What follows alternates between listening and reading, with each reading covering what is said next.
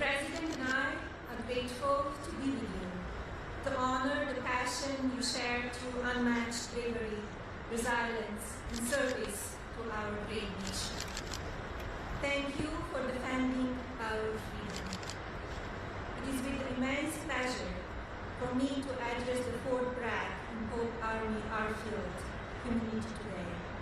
To our great armed forces of the United States stationed all over the world, I have a nostalgia-filled message. Happy Valentine's Day. Love letters have symbolized the union of patriotism and family devotion among our soldiers for 250 years.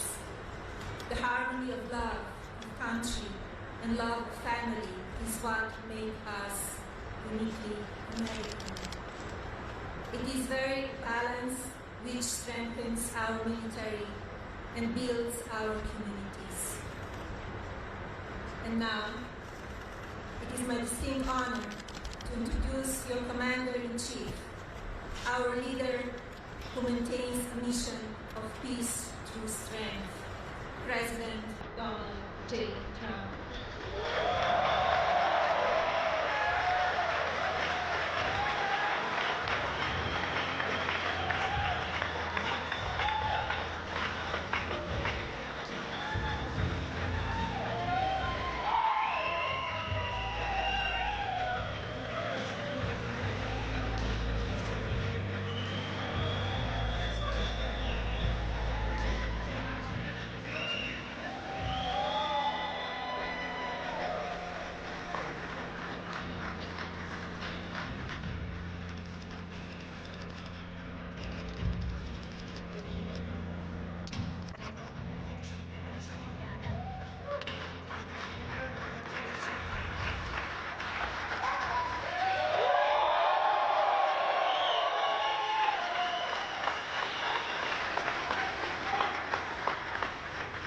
Thank you, everybody. I love that song.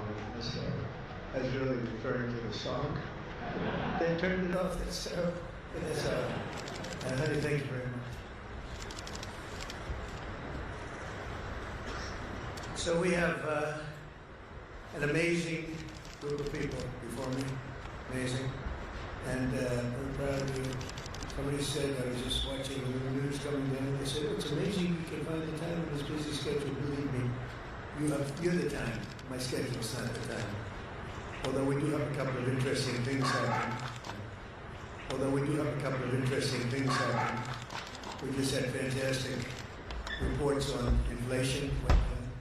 Cost of products way down. We inherited a mess, total mess, and now it's really coming along. We have the greatest numbers that we've ever had. We're hitting all-time high stock numbers. We're hitting all-time high S&P and down numbers. You saw that a few days ago, the end of the first year. They said that it was going to take maybe 4 years, the end of the term, to hit 50,000 on the Dow. We did it in 1 year. And likewise, to hit 7,000 on the S&P was going to take at least 4 years, could be 5 or 6. We did it in 1 year. So, and all I know is forget about the stock market, forget about Wall Street. Your 401ks are doing very well. I don't have to ask you. Is anybody doing poorly with their 401k? If they were, you're a pretty bad investor, I'll tell you. But I want to thank Melania. The country is truly blessed to have such a phenomenal First Lady. And now she's a movie star. She did a movie. It's the hottest thing she's ever. It's crazy. Congratulations, by the way. Very good. You know who loves that movie? The ladies. They go see it 3 or 4 times. That's what I heard. They go see it with the husband. The husband really likes it a lot, but the women go back and see it. But she's a great First Lady. And I'm thrilled to be back on one of the greatest and most celebrated military bases in the history of the world, Fort Bragg. We have your name back. We got your name back from the radical left. The radical left is not happy about it. It's another reason you have to vote for it, so change it back to whatever it might be. This is the home of the legendary Green Berets, the home of the Sky Dragons, and the All-American 82nd Airborne. And in particular, I hear that we are joined by many exceptional soldiers from the 1st Brigade Combat Team, also known as the Devils in Baggy Pants. What's that all about? And you are Devils. And I have no higher honor in life than to be your Commander-in-Chief. I'm so proud of you all. And so let me begin by saying a very, very big thank you to our great warriors and the men and women of the United States Army. Unbelievable. Very special thanks also to all of the incredible military families who are here today. You know, without that family, our soldiers would not be the same. It's a whole big deal. I don't think they get enough credit, but they do get credit with me. That's why I sent you 1776 a couple of weeks ago, a little while ago. We had a lot of money coming into our country from tariffs, and I said, let's send a little to our son. You know, they came in and said, sir, we can do 1,775. I said, oh, that's good. They put the number. I said, you know, we had one more dollar, 1776. I said, they had a dollar. They had a dollar. Did everybody get 1776? I think so. You think the Democrats would have done that? Forget it. But it's really because of your incredible sacrifices to keep America safe and free. There's nobody more respected than the people in this room. We're also joined by General Gregory Anderson, General Brandon Tagmeyer, Secretary Howard Lutnick, Senator Ted Budd. He's doing a fantastic job too. Members of Congress, Mark Harris, Pat Harrigan, Brad Knott, David Rouser, Addison McDowell, and your own congressman from right here in the district. He's a really great guy. He's a real leader too. Richard Hudson. Where are they? Where are they all? Look at them. They're all dressed up. They have to be nice to you because without your vote, forget it. They're out of commission, right, fellas? But what a good job. And Richard, this is your area. Congratulations. He's always bugging me for more money for Fort Bragg. I said, Richard, get off my back. And we're going to do that. You know, they're talking about a big compound, right? And we're going to get that done. We're going to get it done for you. Now, if the Democrats get it, it's not going to happen, I guarantee you. But we're going to get that done. That's your number one priority, I think. Richard Hudson. So,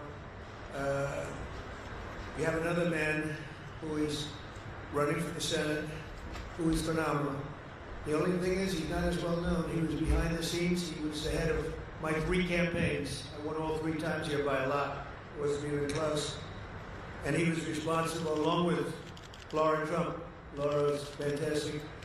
Born here and loves the area, but they work together with Michael Watley. He's here. I don't know. Michael, will you come here for a second, please?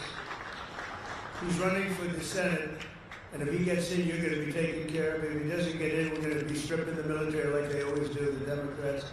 This is a man who was the head of North Carolina. So he did so well that I said, who was that guy that did so well? Because when it came time to picking the head of the Republican Party, I picked him. And you saw what happened in the last election. We won in a landslide. We won every swing state, all 7 swing states. We won by millions of votes, the popular vote. You know, the first time I won, but they say I didn't win the popular vote. You know I did. I won it by a lot, but they said I did. So every time they introduced Donald Trump, who didn't win the popular vote, but he, you know, whatever. I said, I don't ever want that to happen again.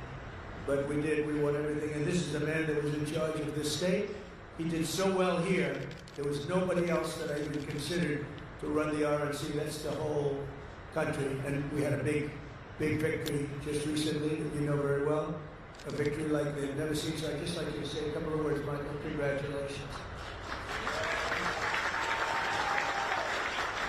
In 2015, Donald Trump came down an escalator and said that he was going to make America great, that he was going to protect our country, that he was going to make sure that our men and women in uniform had what they needed to protect our interests and our allies around the world. And North Carolina stood up and said, that's our guy. And in his term in office, and in this term in office, there has never been a president who has fought for Fort Bragg, who has fought for the men and women in uniform in North Carolina, as well as our veterans, more and harder and better than Donald J. Trump, our 45th and 47th President of the United States of America. I am thrilled that he has asked me to run for Senate in North Carolina and is giving me an opportunity to represent you and to fight for you and every other base that we have in this great state, to protect our interests, to make sure that America and our allies are going to be protected. Because the highest, most important function for any government is to keep its communities and its citizens safe, and we have the best president right now to do that, and I am honored to be with him today. Thank you.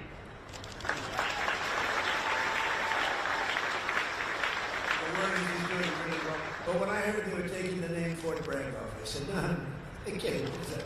They did. They took the name off. We got it back very quickly. But they took it off. And if we don't win the midterms, they'll take it off again. They'll take it off again. We can't let that happen. And this man is exceptional, I'll tell you right now. So with the help of everyone in this room, America is the strongest military on the face of the earth. We rebuilt it. We really did. We rebuilt it in my first term. We had a great first term. We had the best economy in history, but this is blowing it away. But we had a great economy in the first term. We did everything, but we really created a tremendous military. Some of it was given away, actually a lot, but small compared to what we did to Afghanistan. You remember that? Where they left all the military equipment behind. We wouldn't have left anything. We would get out with dignity and strength, respect. We looked like we were running. We don't run from anybody. That was a Biden embarrassment. What a terrible president.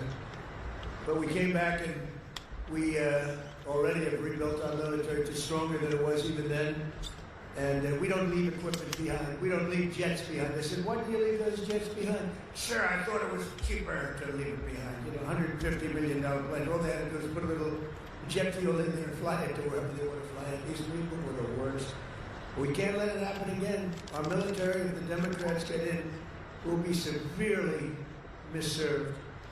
But we rebuilt it in my first term, and now we're making it stronger, bigger, and better than ever before. The recruiting is through the roof. You know that after years of recruiting shortfalls, as an example, new enlistments have soared to record highs. We had, a year and a half ago, nobody wanted to join the military. They didn't want to join the Army. You know that. It was, like, terrible. They didn't want to join the Army, the Navy, the Air Force, the Marines, the Coast Guard, or my beloved, how about that, Space Force. We like Space Force. Turning out to be very important. But they tried to end that, and actually the military refused to allow that to happen. But you couldn't get people to join. And as soon as we won the election, that election took place on November 5th. From November 5th on, it was like a miracle. Now we have waiting lists for every branch of the military, waiting lists of people to get in. In other words, your jobs are wanted by everybody. And there's not a better feeling. I'm looking at the smiling faces. Got a lot of smiling faces. You should be smiling. Last year, the Navy and Air Force and Space Force all surpassed their recruiting goals by 5 months early, and the numbers are through the roof. In fact, it'd be a very good time to expand. You know, it's a good time to expand. But the Army did even better than the others, and you shattered your annual recruitment by almost 5 months and lots of days, but more importantly, the number and the quality of recruiters never been higher. This year, the Army is beating its recruitment goal by 116%. And I'm very proud of that. I was very embarrassed for a period of years as I watched how badly this country was run, standing outside and hearing constantly that we couldn't get people to join our great forces. We ended the scourge of political correctness in our military. We renamed the Department of Defense to the Department of War. Think of it, we won World War I.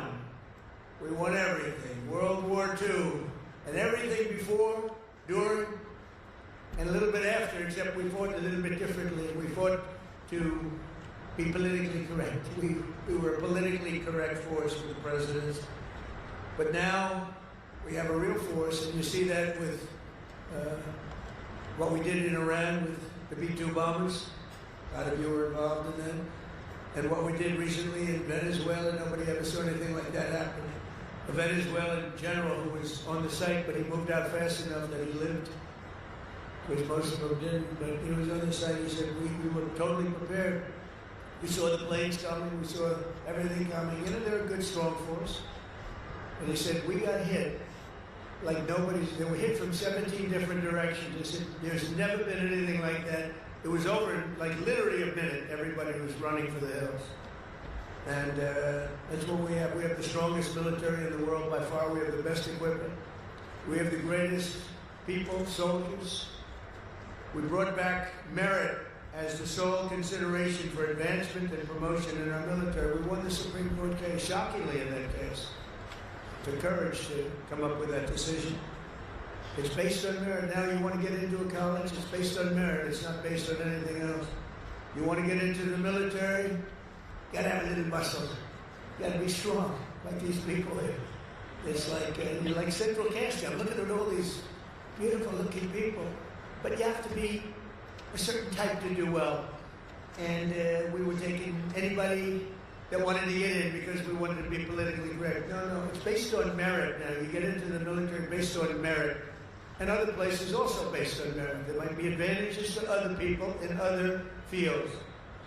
But this is all based on merit. As long as I'm president, we will be the best led, the best trained, the best equipped, the most disciplined, and the most elite fighting force the world has ever seen. That's what we've turned out to be, and everybody knows it. They all know it. Every country knows it. I speak to all of them. They know exactly what they would be up against. Hopefully we'll never have to test them. And because of our strength and because of what we do, we probably won't have to be tested. That's why this year we're investing also $1 trillion in our armed forces, most we've ever spent. And next year it's being raised. In fact, we're going to be building a number of battleships. You ever hear of battleship? You know, World War II, you saw those big ships, the Iowa, the Alabama, the Missouri, they're going there, sailing through that water like it's nothing. Those big waves are crashing into the front. The hulls are made of 7 inches of steel, not aluminum. Aluminum is fine, by the way. I don't want to hurt the industry. We're doing very well. But I'll take steel. And it's going through those waves like it's a hot knife through butter, right? And it was incredible. It was a great thing. It was a great act of beauty when you looked at that, the scenes, Victory at Sea. I don't know if anyone, has anyone ever seen Victory at Sea? Probably the ones that have would have joined the armed forces when you have Victory at Sea. And you looked at those battleships. So now we're building 10 of them, initial order 10. And I said, what about reinstating the old ships? We have some of them in dry dock. Some of them are museums right now, like the Iowas and Rancho Palos Verdes in California. You have a couple of them, and they're still very powerful looking to me. So I said, what about bringing them back? They said, sir, it'd be no good. Why do you say that? The new battleship that we have, which I've seen and helped design, I'll put a little more spirit in the hull, a little more, give me a little bit more hull. I want that ship to look gorgeous. You know? Forget about stealth. They say, what's stealth? They design ugly equipment for stealth. Well, we're designing great looking equipment, also stealth.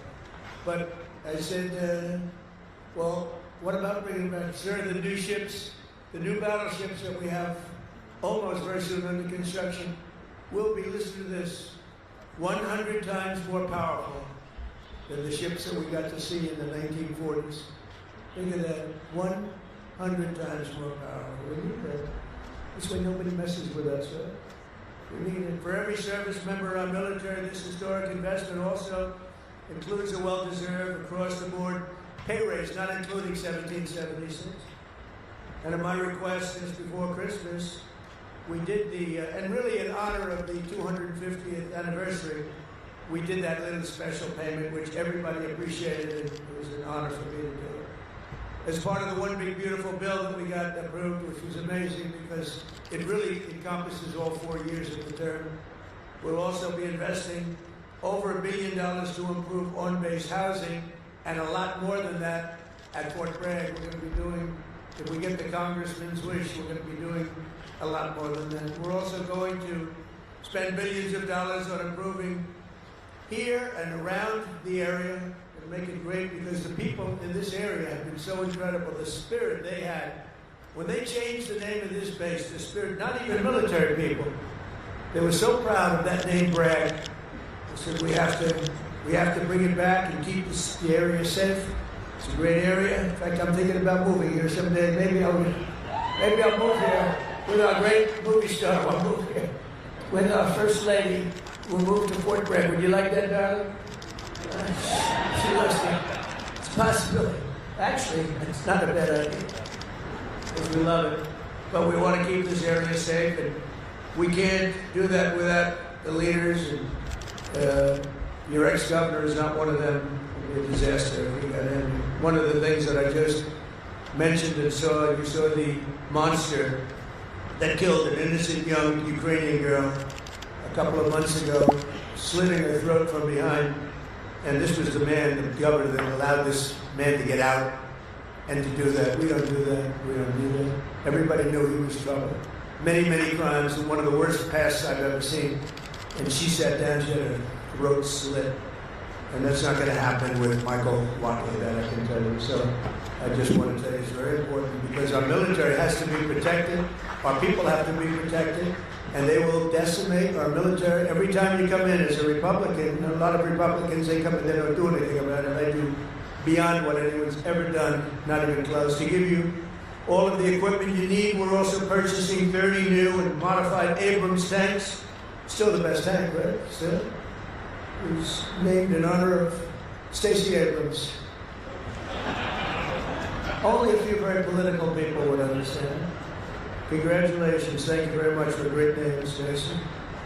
But brand new Abrams tanks, 48 new Black Hawk, Chinook, and King Stallion helicopters, the best in the world, the latest equipment, and 86 armored multi-purpose fighting vehicles. All of the things that you've been wanting to get, all brand new. And not only we're going to be reviving our strength, we're going to be doing many other things that nobody thought was even possible.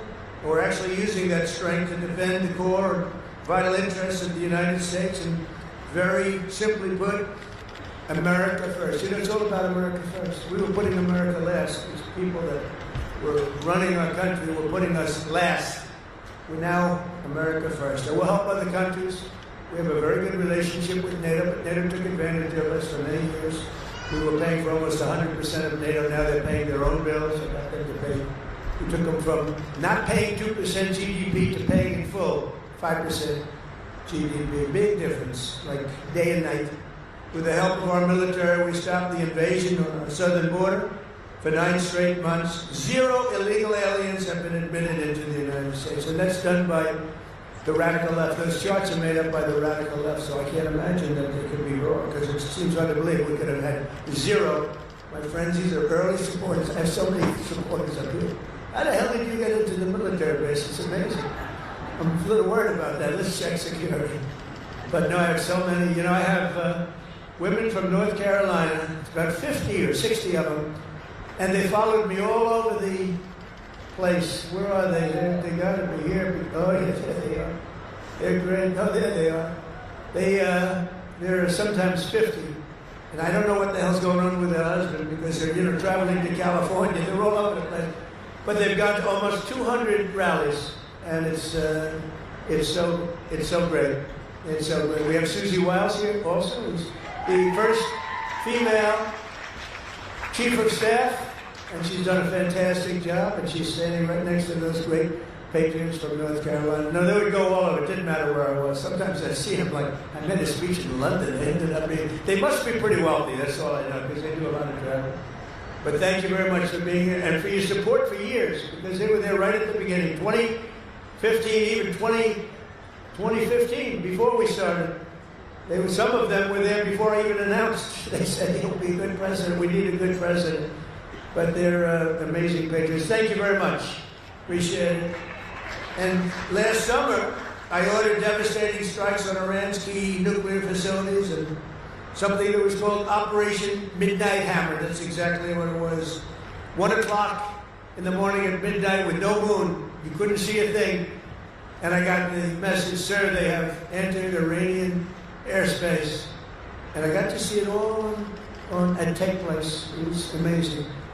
the B-2s, the flying wing. And I didn't understand the B-2s until then, but now I understand it very well. So we just ordered a lot more, the super duper new model, right? But they flew in, they were totally undetected. And those pilots, I met the pilots, I had them down to the White House, the Oval Office, I gave them all medals actually. And I said, do you really like doing this stuff? They're flying into very hostile territory. And they said, sir, we couldn't wait. In fact, they wanted to wait. You saw what was happening. People wanted to wait, and the pilots and their commander called me and said, sir, we're ready to go. Don't worry about that. That weather's nothing. We want to go, sir. We want to go. Now, if it were me, I'd say, shit, take it easy, let's relax. But, you people have a lot of courage. Amazing, amazing. So we gave them medals. But that was Operation Midnight Hammer, achieving total obliteration of the Iran nuclear potential capability, totally obliterated. And think every single one of those 100,000-pound bombs hit its target, which happens to be an air shaft that goes directly into the facility. I don't think they'll be building airships anymore. That's not a good concept. The bombs hit its target. They want to get into the fresh air. It didn't work out too well. No other country on earth could have done what we did. No other country has the weapons. No other country has the skill. No other country has the guts. And no other country has the extraordinary warriors that we have. We have the best warriors in the world. Because you can have the greatest equipment, but if you don't have the warriors, the equipment doesn't mean much. Last month, we proved this truth once again when some of our greatest soldiers, right here, to ever live, frankly, successfully captured the outlaw dictator of Venezuela, Nicolas Maduro, and brought him back to face American justice, where he's now, right now, waiting. And that was an amazing night. People saw that. They never said anything like it. It's a pretty military country. It was a big base, one of the biggest bases in South America, where he lived. And it was in a matter of minutes before he was on a helicopter being taken out of there. They had to go through steel doors. The steels were like, it was like paper mache. You know what paper mache is? It's weak paper. These guys blasted through every door. They got up to him before he got to the big safe, but that wouldn't have worked either because they had equipment that was going to knock that out in a matter of minutes. But he never got there. It went so fast. Think of it, in a matter of minutes, when people realize what happened, they're looking up and there's the helicopter heading back to aircraft carriers. So that night, the entire world saw what the full military might, the U.S. military is capable of. That was an unbelievable operation, but that was a smaller operation. But it was so precise, so incredible. Nobody thought a thing like that could happen. They even talked about the discombobulator because they never got a shot off. The Russian equipment didn't work, the Chinese equipment didn't work. Everyone's trying to figure out why it didn't work. Someday you're going to find out. But it didn't work. It's nice when you can fly in and not get shot at. Although we did have 3 helicopter pilots who were wounded pretty badly in the legs, landing, and a couple of machine gunners seemed to have made it through a thicket of bombs, but they were taken out rapidly by our snipers who were stationed on platforms. Actually, unbelievable helicopter platforms all the way the line. And they were taken out immediately, and those pilots were incredible and really brave. I mean, you can see some of them very shortly. They were hit pretty bad in the legs. You know, they're landing a big chopper, and they're being shot at from close range by a machine gun. So it's not a comfortable feeling. They landed it perfectly, and they got out of there perfectly, and they're just brave guys and very talented, skilled people. With your help, America's winning again. America's respected again. And perhaps most importantly, we are feared by the enemies all over the globe. They fear us. And, you know, I don't like to say fear, but sometimes you have to have fear because that's the only thing that really will get the situation taken care of. We have a situation right now where we sent a very big carrier group to Iran. I'd love to see if we can make a deal. They've been difficult to make a deal. I thought we would have had a deal last time. They wish they did. That's where we did Midnight Hammer. But with the restored strength and the tremendous power that we've now built up over the last number of years, even though there was an interlude with Biden, who was the worst president in the history of our country. But the interlude, fortunately, was ended quickly, and we started the process again. and built upon what we had already done the first 4 years. But we're also bringing peace all over the world. I ended 8 wars in just 10 months. 8 wars are ended, and we have a couple of more to go, but one in particular, Russia-Ukraine, it's a mess, it's a horrible thing, and I think we'll get there. It takes 2 to tango, you have to remember that, and we have to get there. Tremendous casualties, number of casualties. It is a war that if we were involved in that war, it would have been over very quickly, effectively, but we're not, fortunately. In fact, we're not spending any money. We are spending and sending weapons to NATO, and because of the increase from 2% to 5% of GDP that the NATO countries are paying, they pay us full for the weapons, and then they distribute the weapons to mostly, I guess, Ukraine. But it's up to them. They buy them, and we do make the greatest weapons of any country in the world by far, most effective weapons. So my message to all of the warriors here today is that your commander-in-chief supports you totally. I support you more than, I know you've had a couple of good ones, not that many if you want to know the truth, but we support you more than any of them. And you're going to get out, and when needed, you're going to fight, fight, fight. You're going to win, win, win. And we're going to continue to make our country bigger and better and stronger than ever before. That's exactly where we are right now. We are the most respected country anywhere in the world. And I say it, the King of Saudi Arabia told me when I was there, he spent $2 trillion. We have $18 trillion being invested right now in our country from other companies and countries all over the world. The most any country's ever had is $3 trillion. That was a long time ago. It didn't happen to be us. It was another country. It starts with a C. Can you imagine what I'm talking about? China. We have $18 trillion being invested. As an example, in the Biden 4 years, they had less than $1 trillion. Think of this, less than $1 trillion over 4 years. We have $18 trillion in 11 months because we haven't gotten the final numbers on the 12th month, so that's only going to go on. There's never been anything like it. But the King of Saudi Arabia looked at me and said, you know, a year and a half ago, I thought the United States of America was finished. I thought it was dead. And now you have the hottest country anywhere in the world. We have the hottest country anywhere in the world, and you're a very, very big part of it. Thank you to the Army. Thank you to everybody here. Thank you also to our great politicians and great leaders. They love you as much as I do. Thank you very much, everybody. Thank you.